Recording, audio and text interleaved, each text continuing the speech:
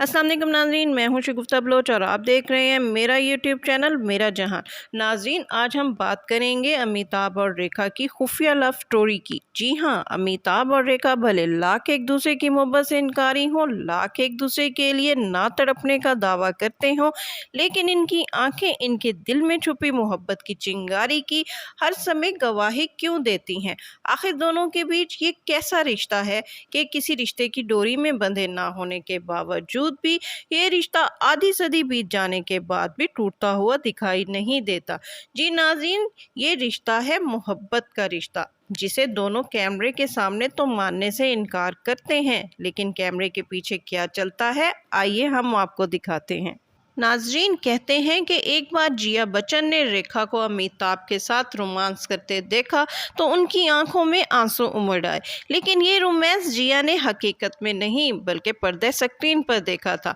फिल्मी रिसाले स्टारडस्ट को इंटरव्यू देते हुए रेखा ने बताया था कि एक बार अमिताभ अपनी पूरी फैमिली के साथ एक स्टूडियो के प्रोजेक्शन रूम में फिल्म मुकद्दर का सिकंदर देखने आए थे। जिया अगली सफ में अकेली, जबकि अमिताभ इससे पिछली सफ में अपने वालिदैन के साथ बैठे हुए थे। रेखा का कहना है कि वो जिया का चेहरा नहीं देख सकते थे, लेकिन वो रेखा ऐसी जगह पर प्रोजेक्शन रूम का मंजर देख रही थी जहां से उन्हें जिया बच्चन का चेहरा साफ दिखाई दे रहा था। रेखा का कहना है कि जब स्क्रीन पर मेरे और अमिताभ के मोहब्बत भरे मनाजिर चल रहे थे तो मैंने देखा कि जिया की आंखों से आंसू उमड़ उमड़ कर इसके रुखसारों पर बह निकले हैं। इसके बाद जिया बच्चन ने अमिताभ को अल्टीमेटम दे दिया कि वो फिल्मों में रेखा के साथ काम करना छोड़ दें या फिर उन्हें यानी जिया बच्चन को हमेशा हमेशा के लिए अपनी ज़िंदगी से बाहर निकाल दें।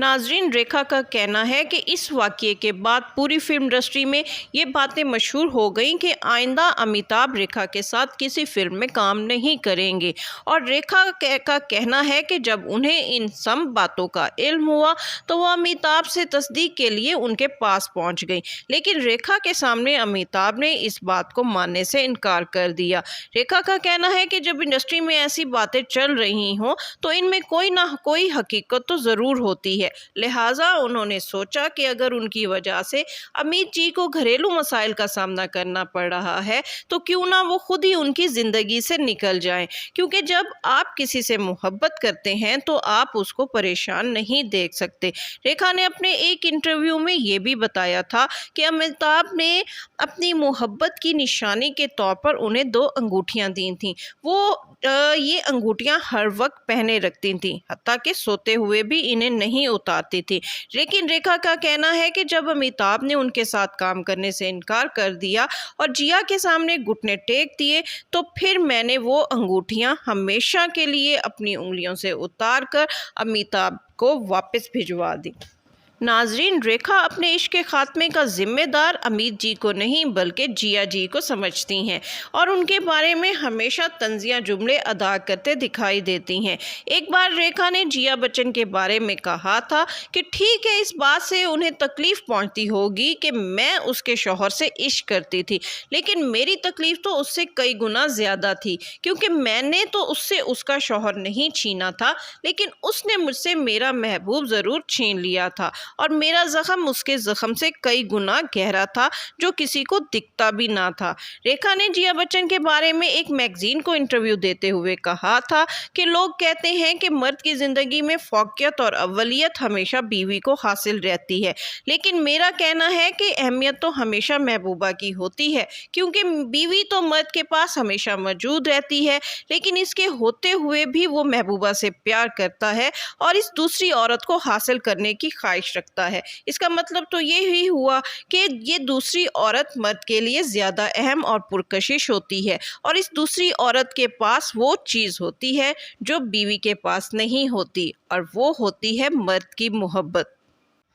जी नाज़रीन, अमित जी ने कभी भी रेखा के हवाले से अपने ताल्लुकात का खुलकर ना तो इजहार किया है, ना ही उनसे अपनी मोहब्बत का इकरार किया है। लेकिन रेखा जी ने हमेशा मुख्तलिफ मौके पर अमित जी के लिए अपनी मोहब्बत का ना सिर्फ इकरार किया है, बल्कि मुख्तलिफ मैगज़ीन को इंटरव्यू देते हुए बहुत सी तफसीलात से भी आगाह किया है। रेखा जी ने अमिताभ के हवाले से और कौन सी बातें कही हैं, इसके हवाले से हम आपको आगाह करेंगे अपनी अगली वीडियो में। तब तक के लिए इंतज़ार कीजिए, और अगर ये वीडियो पसंद आए तो इसको लाइक कीजिए, शेयर कीजिए और मेरा चैनल लाजमी सब्सक्राइब कीजिए।